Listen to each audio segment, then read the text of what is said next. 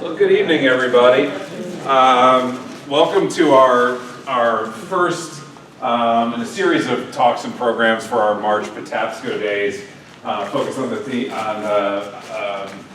repeating the word theme, national themes and local stories. I'm Aaron Shapiro. I'm the Executive Director of Patapsco Heritage Greenway. Really delighted to welcome you all here tonight. I know you're coming out to hear a little bit more about the CCC, and I'm going to turn it over to our Heritage Program Coordinator, Kyla Cools, who's really been the individual in conjunction with our Board Heritage Committee organizing all of our Patapsco Days programming to introduce Patapsco Days and to introduce our speakers this evening. So thanks for coming out. Thank you, Aaron. So hi everyone. If you don't know me, my name is Kyla Cools. I am the Heritage Program Coordinator for Patapsco Heritage Greenway. And I want to thank you for joining us all today and welcome you all to our first talk of our 2024 Patapsco Days celebration. Our theme this year, National Themes and Local Stories, highlights manifestations of national phenomenon at the local level. Emphasizing how local sites and history are embedded within a broader national context. Our speakers and events this year are going to explore various aspects of national history, such as the Civilian Conservation Corps, the Nike missile sites, and more, taking place within and around the Patapsco Valley Heritage area. So joining us today, we have Patapsco Valley State Park Ranger, Jamie Petrucci. Jamie has been a ranger in the Maryland Park Service for the past 16 years, stationed at Rock State Park for the first 2, and Patapsco Valley State Park for the last 14. In that time, along with his duties as a ranger, he's studied the history of the CCC, specifically Camp Tidings, which was a work camp in what is now the Avalon area of the Patapsco Valley State Park. And he's been interpreting and teaching about the subject for the past 9 years. So today, Jamie will go over the history of the CCC in America, the program's lasting impacts, and we'll learn about areas in our community where we can still see remnants or intact items that the Civilian Conservation Corps built. Some of these locations will be shared with you today, along with a lot of pictures. So on that note, please join me in welcoming Jamie Petrucci.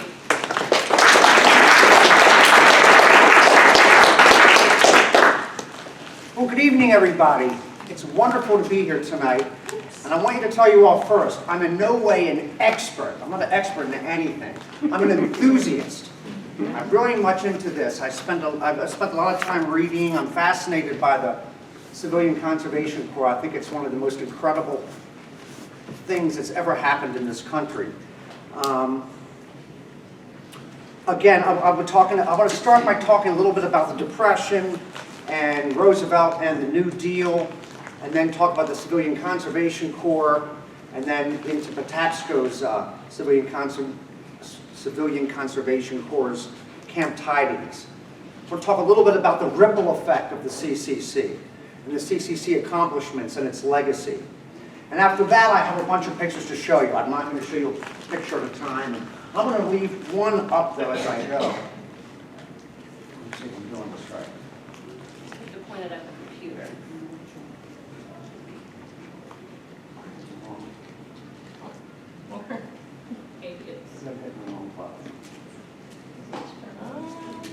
Let's try. Hold on a second. Technical difficulties. Oh, there it is. Oh, okay. I'm going to leave that one up as I talk. So before I start, like any good movie, there's an advertisement, right? Well, I got an advertisement for you. I see most of you in here are over 50, which is really good, because I run a program called Senior Rangers. It's a 6-week program run in the spring and again in the fall. And people that join are 60 years old and above. It's just 6 activities. We don't put you to work at all. 1 week we'll go canoeing, there's hiking, there's a lot of history and science, and it's 6 days, and the seventh Wednesday is just a big potluck. But it's been very popular, it's a lot of fun, and if anyone's interested, I have the advertisement for it. Sign up starts April 1st. Our spring sessions start at the end of April, and they're every Wednesday for 7 weeks. And I highly encourage you guys. I think everyone will really enjoy it. So I'll leave these in the front for people to grab.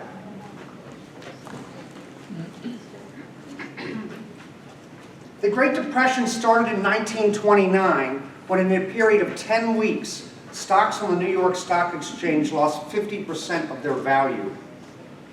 As stocks continued to fall during the early 1930s, factories were shut down, farms and homes were lost to foreclosure, mills and mines were abandoned, and people went hungry. The resulting lower incomes meant the further inability of the people to spend or save their way out of the crisis, thus perpetuating the economic slowdown in a seemingly never-ending cycle. By 1932, 1 of every 4 workers was unemployed. That's 12,830,000 people were out of work. Wage income for workers who were lucky enough to have kept their jobs fell 42.5% between 1929 and 1933. It was the worst economic disaster in American history. Many men left their families because they were ashamed that they couldn't supply for them. Women worked hard to help by planting gardens, canning food, and sewing clothes. Children were often malnourished and went to work or sat and did pretty much nothing instead of going to school. Many families sought to cope by making their own things like Depression-era bread or using cardboard or cotton for shoe soles. Depression-era bread was just 3 things in it: flour, yeast, salt, and water. And it cost about 2 cents to make a loaf. Cornbread during the Depression was simply cornbread, salt, and water. Doesn't sound as good as my mom's. Despite a steep decline in food prices, many families did without milk or meat. In New York City, milk consumption declined 1 million gallons a day. People counted on soup kitchens and bread lines for food. The first 100 days of Franklin D. Roosevelt's presidency began on March 4th, 1933, the day he was inaugurated as the 32nd President of the United States. He had signaled his intention to move with unprecedented speed to address the problems facing the nation in his inaugural address, declaring, "I am prepared under my constitutional duty to recommend the measures that a stricken nation in the midst of a stricken world may require." Roosevelt's specific priorities at the outset of his presidency were getting Americans back to work, protecting their savings, creating prosperity, providing relief for the sick and elderly, and getting industry and agriculture back on their feet. He immediately summoned the United States Congress into a 3-month, nearly 100-day special session, during which he presented and was able to rapidly get passed a series of 15 major bills designed to counter the effects of the Great Depression. With Roosevelt's urging, Congress passed 77 laws during his first 100 days as well, many directed towards reviving the economy of the United States through various public work projects. He said, "Americans will get a New Deal." The Civilian Conservation Corps, or the CCC as we know it, was a work relief program that gave millions of young men employment on environmental projects, started by Roosevelt in '33 as part of this New Deal. The New Deal was a series of programs and projects instituted during the Depression that aimed to restore prosperity to Americans. Over the next 8 years, the government instituted a series of experimental New Deal projects and programs, such as the Civilian Conservation Corps, or CCC, the Works Project Administration, or WPA, and many more. Roosevelt's New Deal fundamentally and permanently changed the U.S. federal government by expanding its size and scope, especially in the role of the economy. For the first time in American history, various government departments worked together to make the CCC work. This was unheard of before this. The Army would manage the work camps of 200 men each.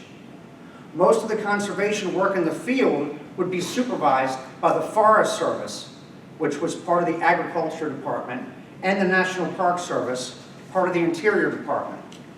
both of which were well prepared to make speedy use of this abundant labor now available to them. Robert Frechner, the first director of the CCC, said, "The major objectives of this new venture in social relief were to give jobs to hundreds of thousands of discouraged and undernourished young men, idle through no fault of their own, to build up these young men physically and spiritually, and to start the nation on a sound conservation program which would conserve and expand our timber resources, increase recreational opportunities, and reduce the annual toll taken by the forest fire, disease, pests, soil erosion, and floods." Considered by many to be one of the most successful of Roosevelt's New Deal programs, the CCC planted more than 3 billion trees, 3 billion trees, constructed trails and shelters in more than 800 parks nationwide during its 9 years of existence. The CCC helped to shape the modern national and state park systems as we enjoy today.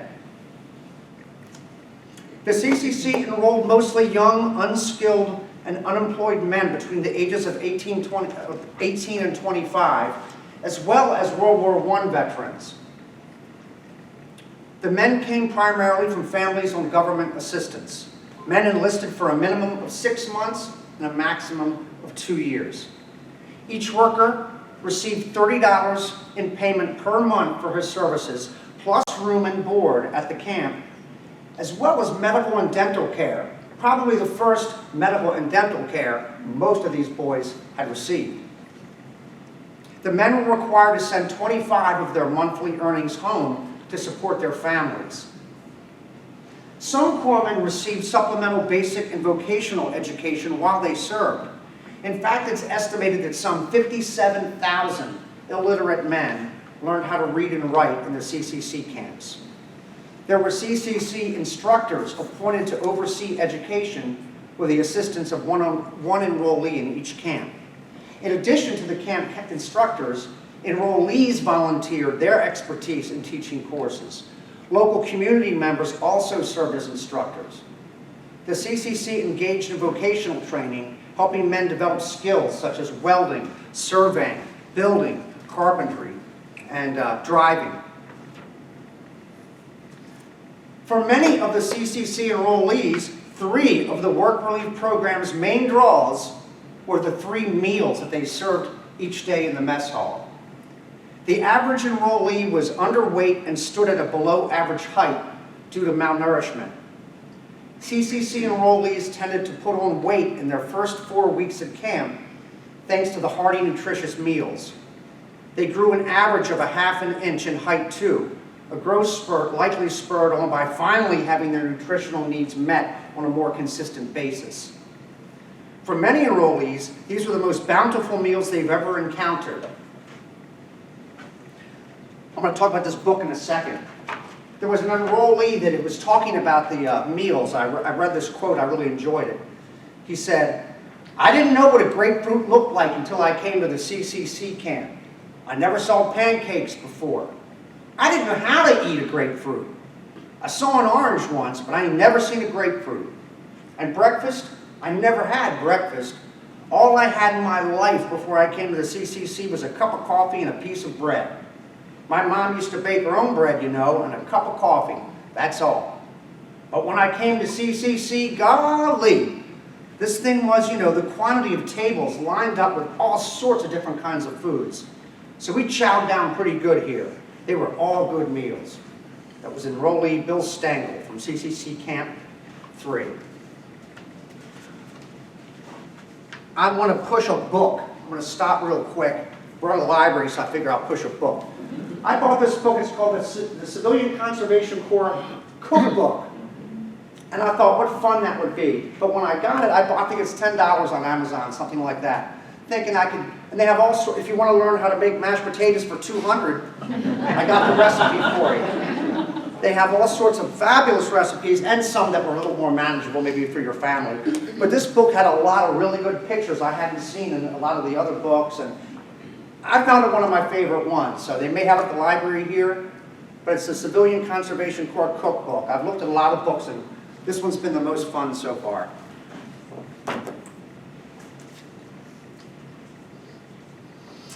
So Saturday mornings were often spent on camp maintenance, while afternoons and evenings brought a number of recreational activities that included occasional dances held in camp. On special nights, a camp truck might also take men to town for an evening out. A lot of churches and schools would sponsor dances. Boxing, baseball, and other sports were also wildly popular. Maryland was fortunate to have 55,000 acres of state forest and parkland and qualified to operate over 15 camps of 200 men each, enabling the State Forest Service to greatly improve public forest lands, develop some of its recreational potential, and implement important conservation measures, which included extensive tree planting and improvements to infrastructure that directly enhanced the ability to spot and fight forest fires.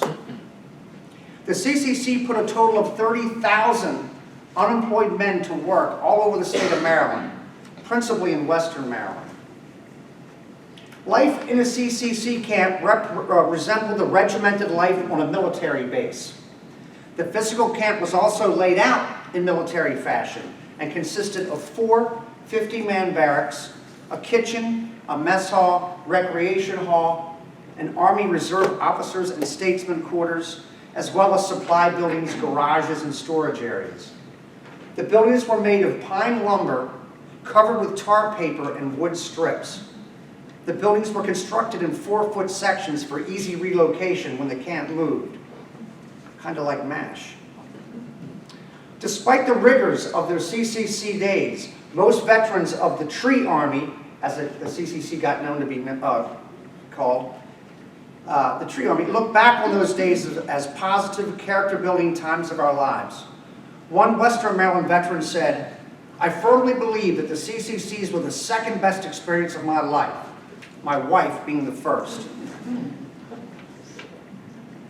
Now I want to talk a little bit about Camp Tidings. Camp Tidings was the camp that was right here at Patapsco in Elkridge, which is now the Avalon area of Patapsco. Many of you have been there before, or will go after this and look around. The 356 company, CCC, it was called SP-2-MD. The SP meant it was run by the Park Service. It was a state park. Number 2, there was only 2 parks they worked on. The rest were forest reserves, became parks later. The first one was Fort Frederick. The second one is Patapsco. The rest of them were, some were made into parks, but mostly working in these forests, which I'll read those names shortly.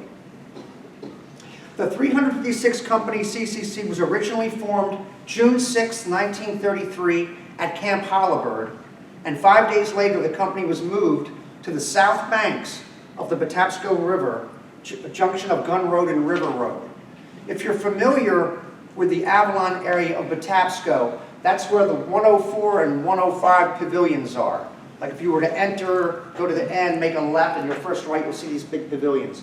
That's where the camp originally was. June, July, August. 2 months later, August, was a disastrous month, for the camp was flooded and practically everything destroyed except for a few personal effects. 2 sergeants and a truck driver dispatched from Fort Meade to rescue Army-owned equipment drowned before arriving to the camp. The camp was swept away along with its equipment and supplies. While no CCC were injured, the work they had been performing for 2 months experienced, as described by the project leader, a tremendous amount of damage, requiring them to spend a month cleaning up. This work involved removing down limbs and storm-damaged trees, which were cut, packaged, and given to the needy. After this flood, the company was moved to Fort Meade, where they could figure out what the heck they were going to do. And September found the men back at Patapsco, but this time on the north side of the river. So now we're right, if you know where Shelter 1 is, or if you enter the park, you go straight to the dead end, and you go to the right and Jimmy to the left. And right on your left-hand side is where this camp was, a big flat area. In the second parking lot, if you pass, are you all familiar with the park? Am I talking different language? Okay, if you pass that first pavilion and you continue down towards Lost Lake, this next parking lot, if you pull into that, you may see some brick remains that are sitting down in the grass there. For the life of me, I had no idea what that was. And I've been working here for years. I've asked everyone I know. Nobody can tell me what it was. They said it was a pumping station, which didn't tell me anything. What's it pumping? Why is it, what is this thing? I found out just a couple weeks ago that they actually used that building when their camp was just wiped out, and they came back. They were living in tents, and they used that pump house to eat in, and that's where they would report to every morning. So at least I know a little bit of history behind the place. It wasn't used very long, but in November they started building the camp, building the proper dorms and mess hall and storage buildings and things like that, and then they left that. But now when you go by it, there's a little tiny bit of history behind that brick there. I have a picture of it to show you too. In November, the barrack buildings was started, and by mid-December, everybody was quartered in their new home. And again, this was in that flat field right by Shelter 1. And I'm going to show you some pictures after I'm done speaking of these different things that I'm talking about. Camp Tidings had a battle with nature, as it does today. It's an old story, right? An example of this would be the fact that the permanent campsite was barren and needed load after load of sand and topsoil to put it in shape. 600 tons of dirt were hauled and leveled so that the company area could be built and landscaped. As a result of this ceaseless effort on the part of everyone connected with the camp, Company 356 was, for 16 months, the Gold Star Company of the 3rd District, an enviable record in itself. Camp Tidings was a little bit different. They didn't have 4 barracks, they had 5 barracks. So instead of 50 people crammed in a building, they had only 40 people crammed into a building. They had 5 barracks, a recreation hall, a mess hall, a headquarters building, and a dispensary. Today, only a few concrete steps, sidewalks, and a stone fireplace mark the area where the camp was. Like other CCC camps, Camp Elkridge, as it was originally known, offered hearty, nourishing food. With several cooks on staff, the enrollees ate a varied diet. Within the first enrollment period, the boys gained an average of 18 pounds, 6 more pounds than the national average for enrollees. 2 years later, a camp report found the enrollees' morale always very good due to clean and wholesome food, comfortable sleeping quarters, and entertainment at the camp. Entertainment focused on activities in the recreation hall, such as ping pong tournaments, a photography club, movies, boxing, a small reading area with books and magazines supplied by the Baltimore Circulating Library. In addition, the camp published its own bi-weekly newspaper, the Patapsco, followed by their monthly paper called the Elkridge Advocate.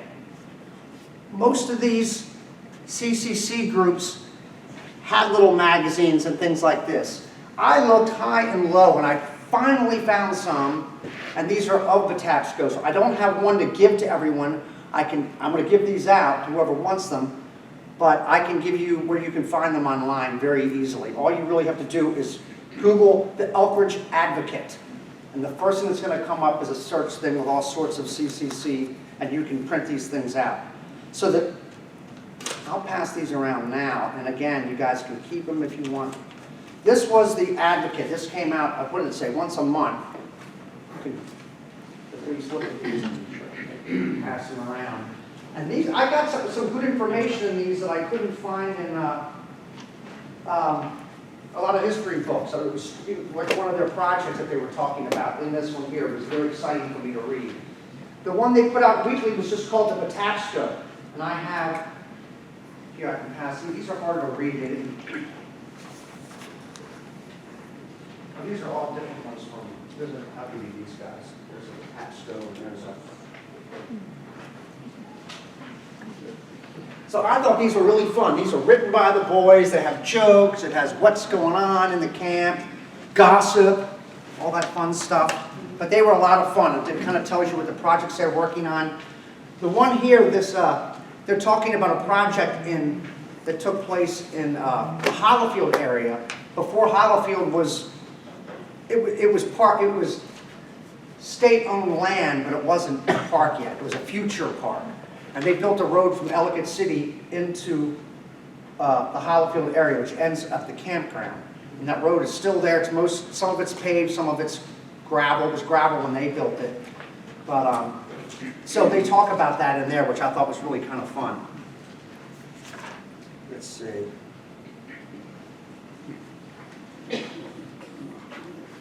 Like all camps in Maryland and across the United States, this one offered an educational program with basic instruction in reading, writing, arithmetic, and spelling.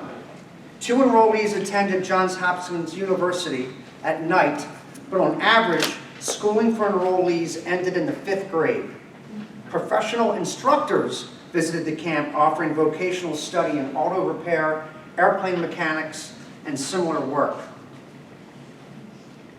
From June 1933 to April 1938, an average of 200 men per year worked on reforestation, fire prevention, picnic areas, campground facilities. They built picnic shelters, trail development, and road construction. The CCC built the stone picnic shelters in what is now the Orange Grove and Glenartney areas, as well as bathhouses, which can be found if you walk along the Ridge Trail in the Avalon area. They're now falling apart, but you can walk down and see them and see the craftsmanship that went into building them. They're pretty amazing. I'll show you some pictures of that work. Most of these buildings are gone thanks to Hurricane Agnes and the reconfiguration of the park afterwards. But some stuff still remains. The ripple effect of the CCC, I think, is so incredible it sometimes brings me to tears thinking about it. Each camp needed to be fed, and supplies were needed for projects. And the president wanted all of this stuff to be bought locally, so you could enhance, the economy of the surrounding towns who were providing said materials. Being that there were approximately 2,900 camps spread around the country, you can imagine how this helped these local economies. The CCC also led to a greater public awareness and appreciation of the outdoors and the nation's natural resources, and the continued need for a carefully planned, comprehensive national program for the protection and development of natural resources. With World War II at our heels, the men who worked CCC were strong, with a great work ethic, who were already living a military life in these camps.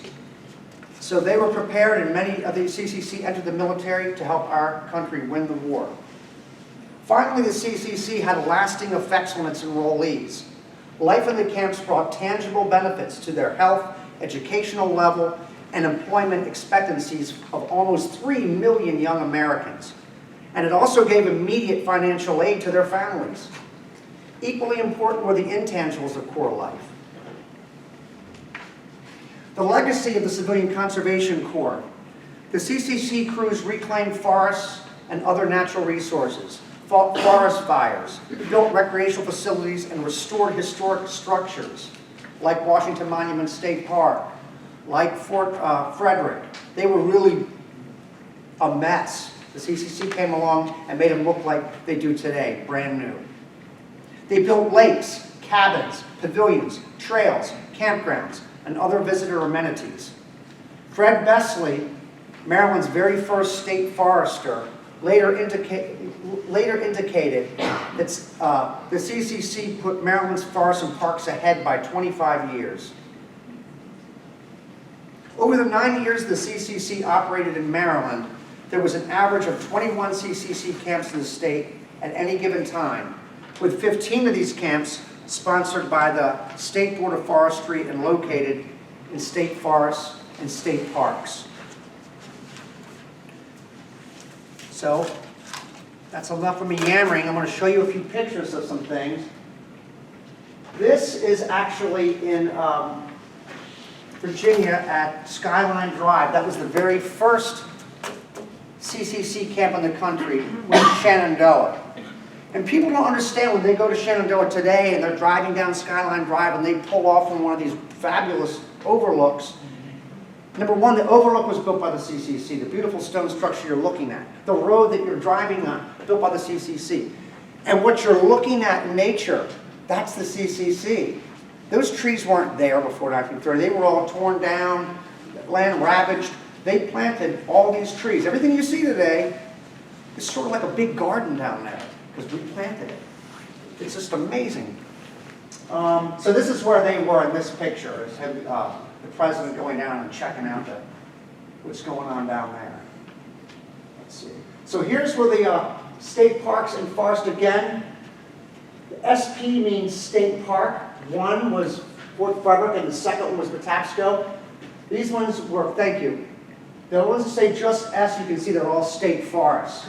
But many of these became parks. Look, there's Gambrel, Cedarville, Green, well that's still a national forest. New Germany, all Elk Neck, a lot of these are state parks now, as you know.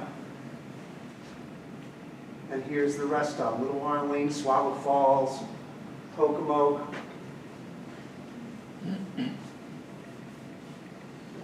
So again, the U.S. Army ran these camps. And in the picture here, there's Commanding Officer Sam Glazier, Lieutenant Charles Stein, the medical officer, and Lieutenant Earl Parker, who's the mess officer. Now, they weren't there the whole time. They switched these officers out. So they were in there maybe for a couple of years. But it's a good picture of them. This is what it looked like. Here's the B&O Railroad. Does this thing have a little pointer on it? Good question. Maybe not. There you go. Oh my God, it does. Yay. All right, you can see here, the river's kind of here. Gun Road is, you can't quite see it in this picture. I have another picture. But around where Shelter 1 is, this is when, after the flood, and they moved everything from that side of the river where it flooded, they moved to this side of the river, and you can see that, whoops, their camp there. This is a good picture of the camp. Where that fireplace is, that's kind of back here. And there are buildings here where they slept and all. Right on the other side was the road that closed to Lost Lake. Right on the other side of this building here. Another good picture of what some of the buildings look like. If you want to see one of these buildings, it's just really cool. One of these buildings, oh shoot.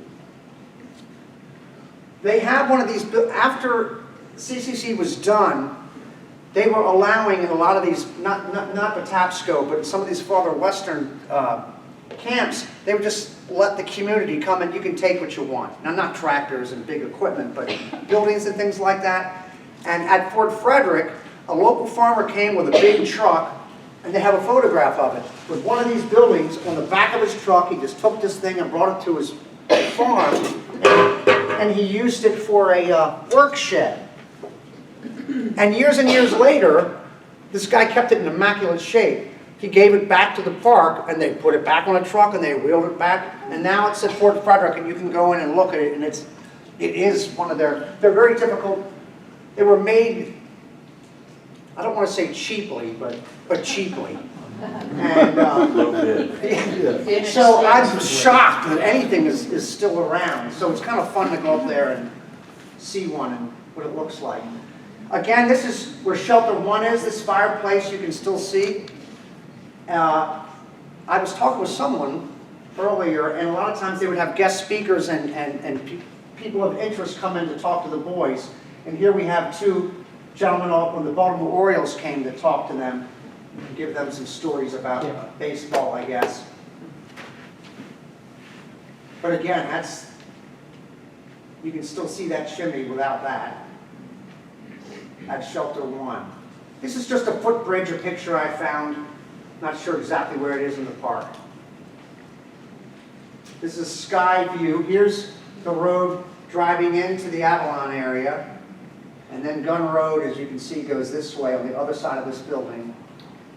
Here's the camp, and that's where that fireplace is that you see when you drive up to Lost Lake, which is a little farther up. That's just a good, clear picture I could find of boys getting ready to go to work in the morning. I'd get in so much trouble if I stuffed all these people in the back of my work truck today. So this was a crew, they would put out a yearbook every year, say like Maryland, and they would have pictures of all the camps in this area. And this was, I think, 1934. And this is the same one. I found one of these yearbooks that a friend of mine at Fort Frederick had. So I was able to take some pictures out of that. And this is another group the year later. And you can see, I don't know how well you can see this here, if you can see that picture, that looks like Shelter 10. I'm not sure if it is or not, but it looks just like the, Shelter 1, which is that really cute stone building in Lower Glenartney. If you're driving down across from the bathroom, there's this cute little stone building in the middle of a field next to a small playground. And they built a lot of pavilions like that. So that might be it, I'm not sure. Here's another picture of the camp. You can see that there's box ears where they would eat. Now I'm going to show you a few CCC and WPA things that you can see yourself. And I added WPA just because the difference between WPA, let me say real quick, and CCC, they did the same kind of work. But the WPA, they lived at home. They didn't live in camps. It was sort of like a 9 to 5 for them. And they built post offices and different government buildings, and they did things like this. This is on the that road that they built going from Ellicott City into the Hollowfield area. It's quite beautiful, actually. So this is Shelter 1. All that's left you can see of this big camp, and there's that fireplace. Here, let's show you. This is what it looked like on the inside in the 30s. There's that fireplace, right? And that's all. Whoops, and that's all we got left. Yeah. Kind of sad. So, New Deal murals. You can see these in all post office. The president wanted to boost them around with people suffering the effects of the Great Depression. So they sent people to different post offices to paint pictures of local history on their walls. So this, let me see if I can get a better picture. Here's the artist that did the one in Ellicott City, which is now there. It used to be a post office, now it's their visitor center. If you have not been to the visitor center in Ellicott City, I highly recommend going. The guy that works there and does little tours, you can just ask him, hey, tell me what's up. And he'll amaze you with the information that he has. But anyway, here's a picture of Petro Paul Diana, who did the paintings that are in the visitor center that used to be a post office down in Ellicott City.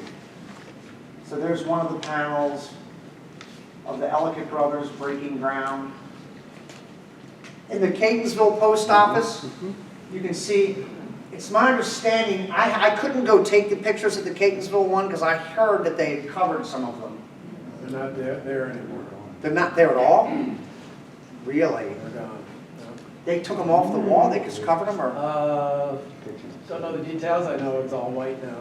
Oh, that's a shame. Well, the reason they did that was because, oops. The reason they did that was because of, you can see slaves on these, and they didn't, here and there, and people didn't really like that in the recent past, they didn't want to show off that part of their history, or brag it, say. So that's, I think, the reason why they've covered that over, and that's the reason I had to find these old pictures. But it was an example in our hometown, and most post offices of that day, of that era, you're going to see these fabulous paintings on. Okay, so the WPA,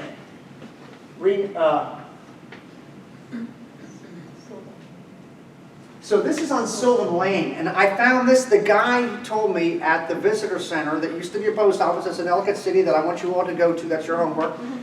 You cross the street, Main Street, and then you walk up Sylvan Lane, you can walk, here's the visitor center, cross the Main Street and up this road, and you're going to walk right into this, which I almost died. You can see WPA written here, USA there. Let's see, 1937 when they built it, and Sylvan Lane. And proof that I was there.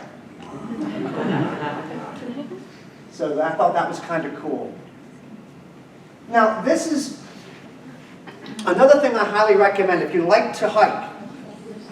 I'm sure most of you have been to the Avalon area, and that is my favorite place to hike too. They've got some fabulous trails there.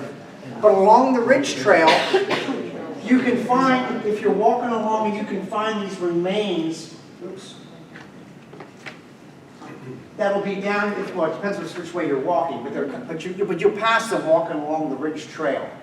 And I encourage you to get the trails maybe up here a little bit, but I encourage you to come down and look at this thing, even though it's kind of falling apart. You can see there's two buildings next to each other. There was a bathhouse, I'm not sure if it was a shower house too, and this one's kind of right next to it. You can see that you can go in and around. That was a shower house. And here's the shower house I was just showing you up here. And a little bit farther down the hill, you saw this dry well, and that's where the water would come out when they took the showers. It would come down the hill and into this. In case you're wondering what that well is when you see it.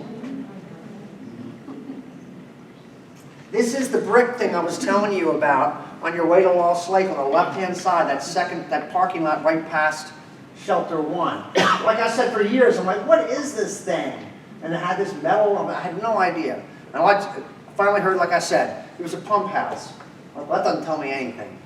But when I did learn that the CCC, when it used to be a full building, Agnes took that away from us. The CCC used this in the interim while they were building their camp after the flood. This is also another very small pavilion that you can almost see it from driving from Avalon to Orange Grove on the left-hand side. You can almost see it. I mean, you could if you're going slow enough. But it's where the Ridge Trail comes down almost to the road. Now, I wrote down that it was altered because they built the back wall here, but over the years the wood had decayed and they just put a new roof and these posts on it. So that's still there. But this is how I can tell, because there's several buildings that I don't know when they were built. They could have been built in 1960, and they look old to me, you know. But all the CCC, they're not ever using nails. All the wood is cut, so it fits like a puzzle. And everything is hand done. That's another thing about the CCC. The president said they wanted hard, honest work. So people were they were building roads with shovels and picks, and very seldom did they use any sort of machinery. A jackhammer once in a while, but usually one guy on a jackhammer and 199 people with shovels and picks. But it does look, this is what the bathhouse is kind of falling apart. It looks like today. I wish we could have fixed it up. And look how fabulous that looks. So Shelter 10, this is one of my favorite ones. This is the small shelter in Lower Glenartney that I was telling you about. I love it. It's mostly stone. I know you've all seen that. This is the inside. This also says altered because the stone was here, but where they had these concrete or these block walls and that was made out of wood. And Hurricane Agnes kind of messed that up for us. So they rebuilt it, but it looks pretty much the same. It's one of my very favorite pavilions just because it's so much stone and you have this little kind of area to hang out in. You can also tell this is all handwork.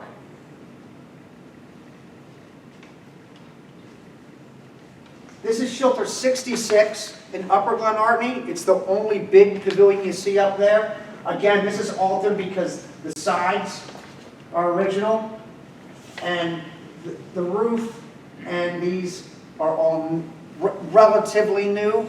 I know since I've been working at the camp, they put a new roof on this thing, and I kid you not, 3 weeks later, a huge tree fell and crushed the whole roof. So we got another roof. But anyway, I say it's altered, but you can kind of see the block work, but even this is, these are new. You can see this is done by a machine, not by somebody with a hand tool. And then I have some stuff, while I'm on that, We got 100, say 200 people a year for all these years, and there's tools for, should be tools for everybody, right? Well, here it is, 2024, and all I have left of the CCC tool-wise is this shovel. And I found this about 15 years ago, and the only reason I know it's CCC, it's wood burn right in there, CCC-S. So I saved this so I could bring it to all my programs with Civilian Conservation Corps. But it makes me kind of sad that, wow, that's all that's left. Well, maybe not anymore.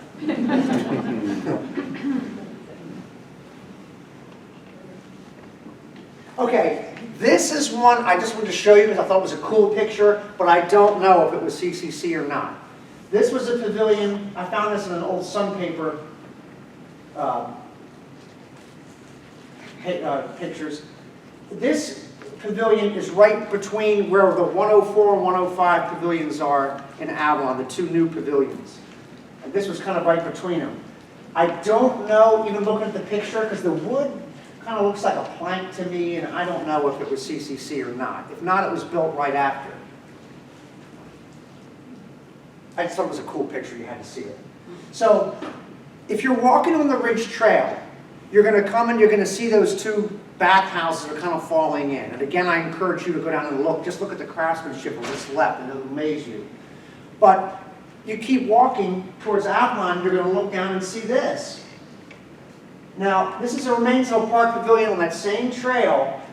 I'm not positive, so I don't want to tell you that was a CCC building. If it wasn't, it was built right after, if it wasn't one. But I'm only telling you things that if I say that, I want to just tell you facts. I don't want to tell you things I'm guessing. So if I'm guessing, I'm going to tell you I'm guessing. So, if it wasn't built then, it was built right after. They definitely copied what we called parkitecture, which was a new word because even if this pavilion was if we built a brand new pavilion tomorrow, it would resemble one of these. Because the pavilions, they set the standard in the 30s for all state parks and national parks, and they all sort of have the same sort of architecture. You know, you probably noticed that. That's why we call it parkitecture. I'm not going to go through all of this, but one of the things that amazes me, March 4th, Roosevelt takes office. First man signed up for CCC. A month later, these guys were working fast. I don't want to get into politics, but I will say I like Roosevelt. A lot of people did whatever. I thought he was cool. Let's see. Again, I'm not going to go through all this all over again. Major accomplishments, real quick, I'll go over this one more time. Enhanced personal lives of several million young men. I joined up as a boy and came out feeling like a man. Improved the natural environment, helped the general public understand the importance of caring for the nation's natural resources, and helped change the attitude towards the role of government. The major work projects, again, reforestation, soil conservation, fish hatchery development, forest fire control, and where I like the state and national park development. Do we have internet? Yes. I don't know if you can, I think you probably Let me see cut and if I paste it or something. This is, I'm hoping we can pull this up. This is about a 5-minute film. You have to forgive me because it's from the 30s. It's the only record I could find on film that actually shows Patapsco. Again, it's from the 30s, so it's very difficult to see, but it's kind of cool. Hopefully we can get it up.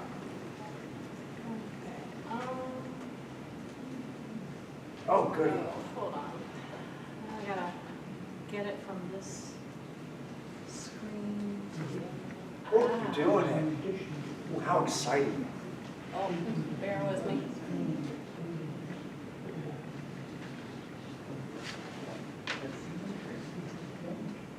Does it have sound? No, it does not have sound. And I'm going to see.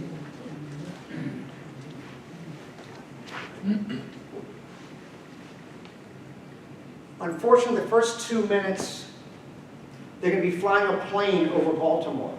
But the filming is so bad, you can't tell what you're looking at. So bear with me for a minute while this goes. Unless they skip that part, that would be great.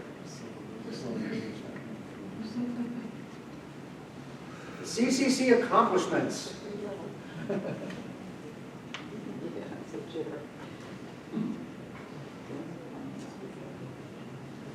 Okay, so here's the part we have to deal with for a second. This must have been really cool for people in the 30s to look down. I can't quite, I know it's Baltimore City, but I don't know what we're looking at. Row houses. Yeah. So I can't fast forward it, so just bear with me. It'll just take a minute or two to. You want to jump ahead? This is cool. It's almost done. Oh, there we go.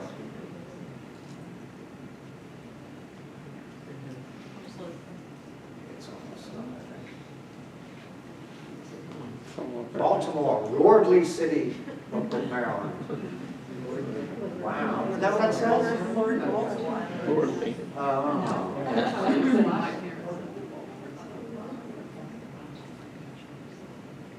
Patapsco Forest.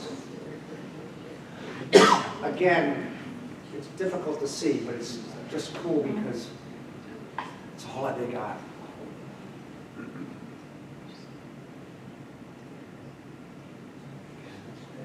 Not sure exactly what's happening there. It'll get a little better.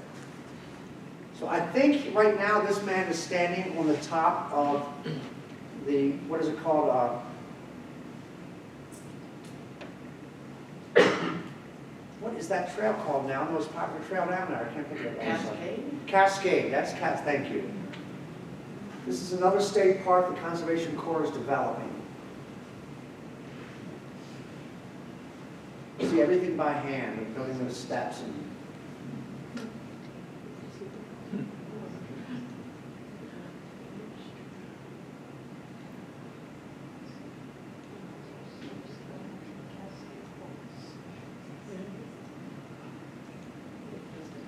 See, the bosses are wearing ties. Yeah.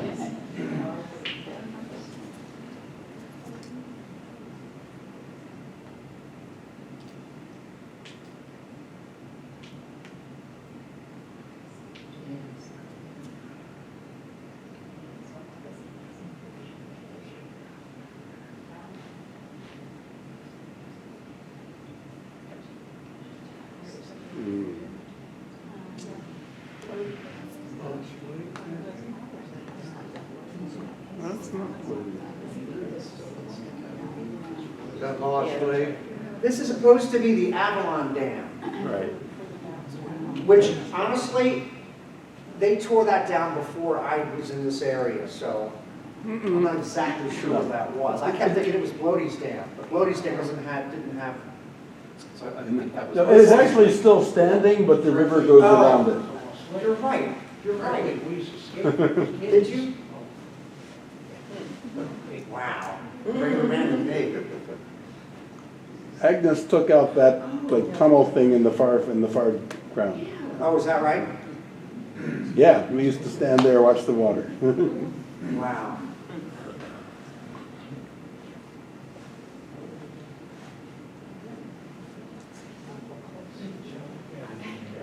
Tunnel kind of scared me. As a kid, that tunnel kind of scared me. Yeah. I just missed it. This is super HD. Yeah,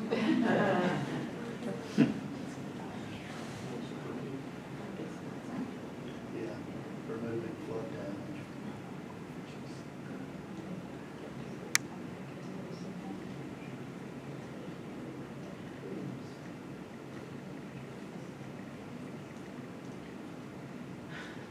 Even though you can't see really well, I love this little film because it's not just the CCC, it's our CCC, the Patapsco.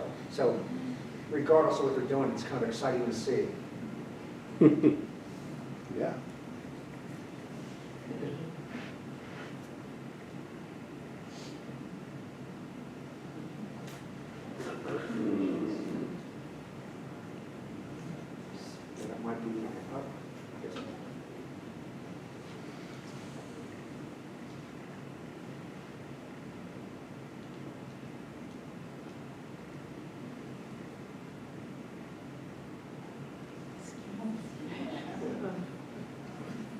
Mhm.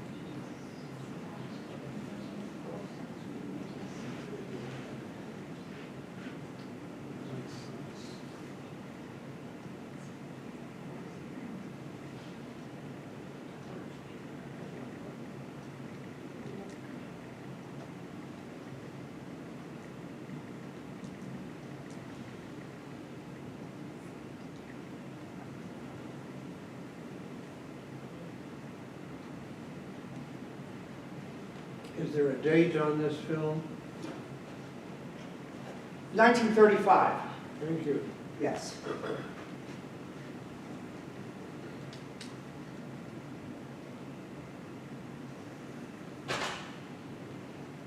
We can go back to the slides if you want, because this is a little bit more of this, and that's almost 7.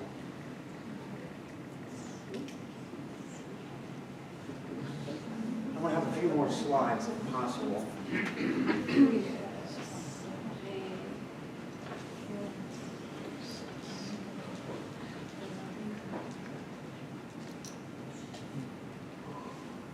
So that's the Library of Congress? That's your Library of Congress? Yes, I can, again, if you, it just says Internet Archive, but again, if you, oh, this, I can mail you this, whatever, someone else mailed me this address. Sorry, I'm having trouble getting my mouse back. Washed away in the river.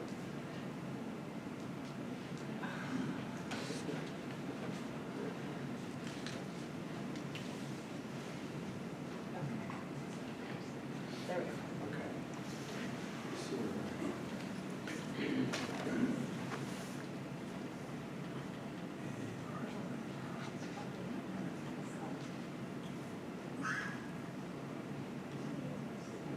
Uh-oh.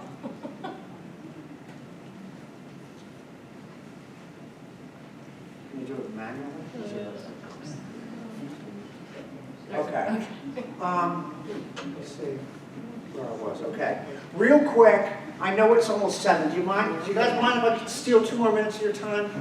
Go right ahead. I want to show you real quick, because at Patapsco, it's not the most thrilling thing to go look for CCC artifacts, because most of it's gone. I mean, it's still very cool, don't get me wrong. But if you really want to see some outstanding work, and I'm sure a lot of you have already seen this, but I would take some day trips out to your local other Maryland parks.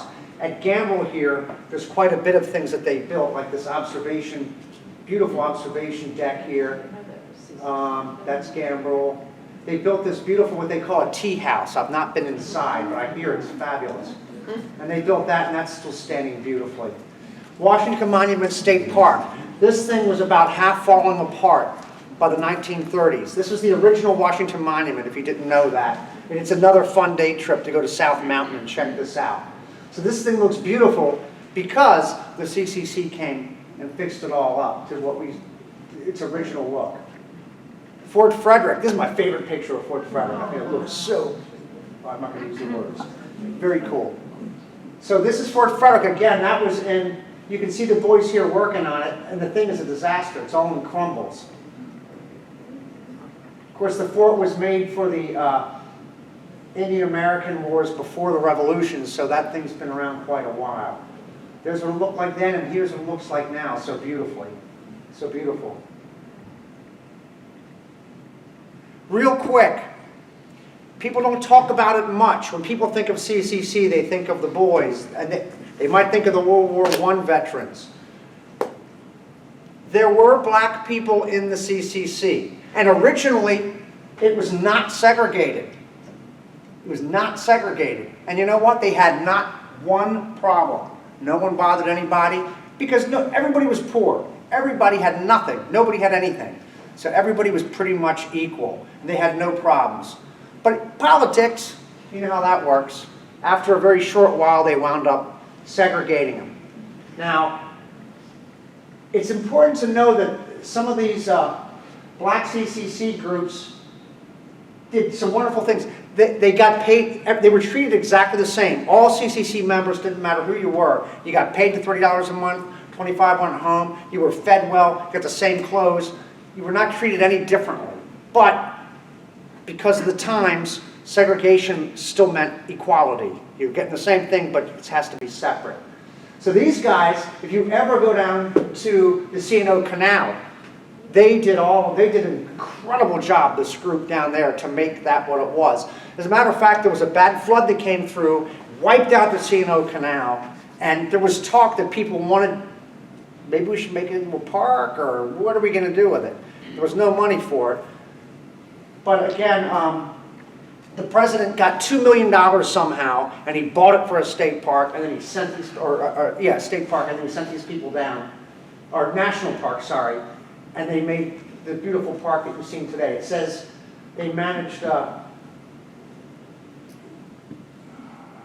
they worked to clear the historic canal alignment of the debris and remove vegetation from the towpath. They managed to complete work on 22 miles of canal before we entered World War II. And there's a good picture of it.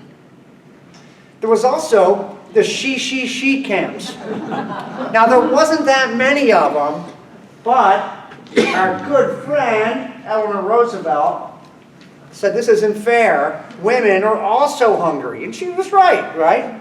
So she started these, a camp called the she camp. And they didn't do the huge projects like the CCC did, but it was an organization that did put a lot of people to work, fed a lot of people, and it was a good thing, I thought.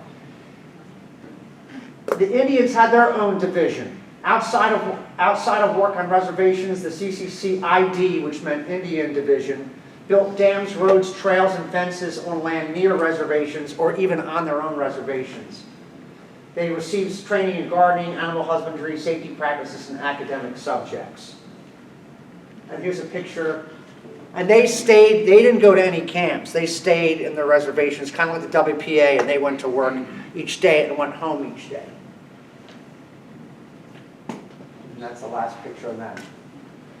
All right, well, that includes what I got for you tonight. That little end part was just a little addition to show you that they did try to cover everybody. Thank you. Will you take questions? I will take questions, yes. I'll see if I can make up some lies. Oh. I mean, what? Yes, sir. A couple things. How far would somebody go away from home for this? Like if, Good like question. Avalon, was that mostly Baltimore? Baltimore, Philadelphia, local cities, but in a lot of Pennsylvania and a lot of Maryland, Okay. but not just this area. Mhm.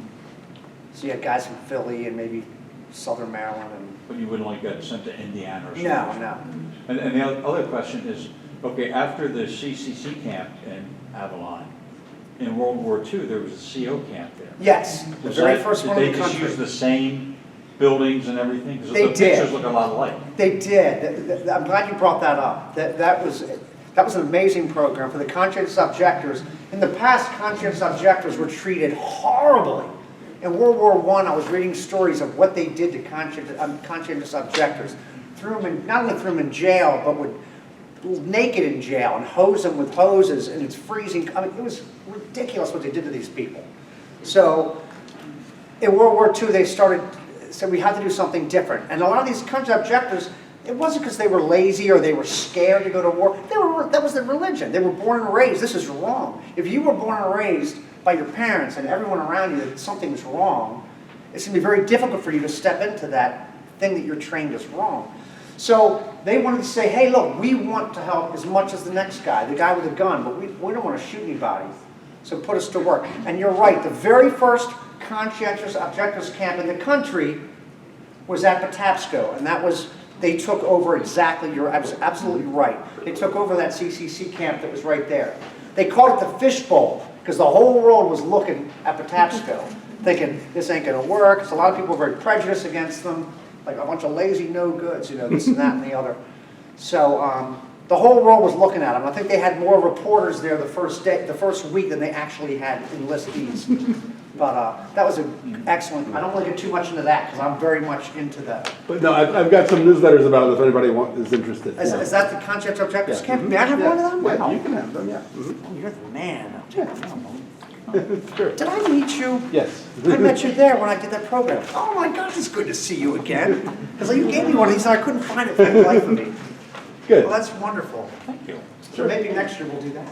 Hey, Yes, when sir. you're signing up for CCC, what kind of commitment are you, when you join up? Is it an annual, seasonal? I should have. Could you go home when you wanted? Could you go home on weekends? Or are you kind of committed for, You were a committed, year and you or- could take, it was anywhere from 6 months to 2 years. okay. So you could sign up every 6 months, say, I want to continue or I want to go home. And because these areas were so remote, most people, you couldn't really go home on the weekends. People would go to town to different, to the bowling alley on weekends, or, to go look for girls or stuff like that. But they didn't really go home. The WPA did. And like I said, the Native Americans, their camps, they went home. But everything was in camp. Oh, you could go home, I think during Christmas you went home for a week, and different times of year. A lot of people stayed, but if you could get home, you could go home that week. Yes, ma'am. So in the beginning of the talk, you said 25% people were working, Was Rick or 75% were out of work. 1 in 4, so 70, what is that? 1 in 4 people were out of work. Okay, so was that women and men that were working? Was that generally working, or was that just, I think they're just meaning men. okay? I don't know why I knew From what I've read, I believe that's what they were. Yes, ma'am. When did CCC end? In 1941, I believe.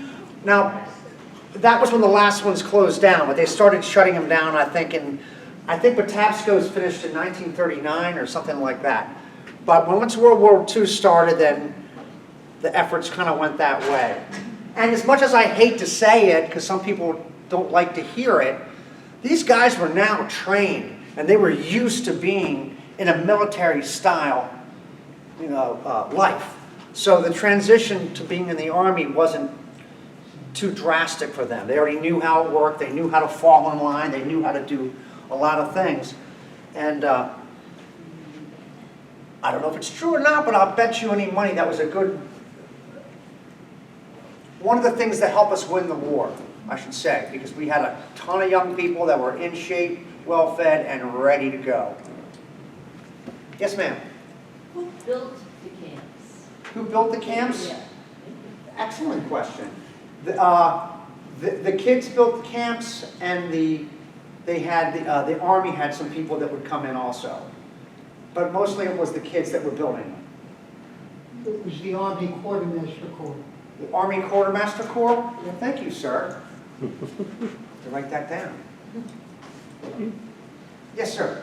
From the parks, since you're wearing your uniform today, from the parks perspective today, what's the approach to preserving, stabilizing, interpreting, some of the runes you showed? I mean, because they're open, your folks can walk down, some of them are defaced and have graffiti on them. So Right. how does the park deal with these as relics of the CCC? Not so much the standing shelters that are used, but I'm talking Right. more about the things we might call as ruins. Unfortunately, they don't, because there are so many ruins and buildings and things like that, the state only has so much of a budget, because every park has got things that are failing, or historic buildings that need a lot of love and care. So, unfortunately, the things you see along the Ridge Trail are going to be the things that we can enjoy, but maybe our great-grandkids aren't going to, because most of the wood will be gone by then, and maybe some stones. But a lot of the parks are keeping, like Fort Frederick, they really have done a lot with their stuff as far as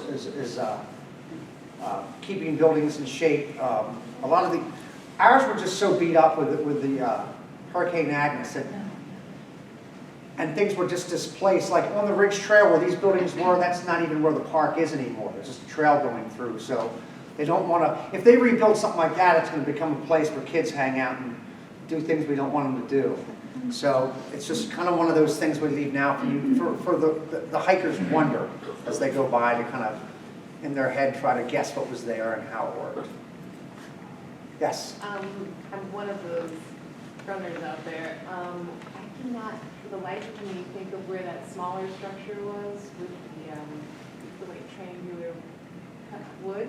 You said said it was on ridge closer to the road, but I just, knowing Yeah. that system, like hitting Valley View, I'm not sure where. You know where Valley View is and all that? Okay. Well, this is right where Ridge Road comes down almost to the street. I wish I had a map to show you. If you, Service road that goes up. So it's closer to the Cascade side? yes. Okay, I'll go Yes. find it.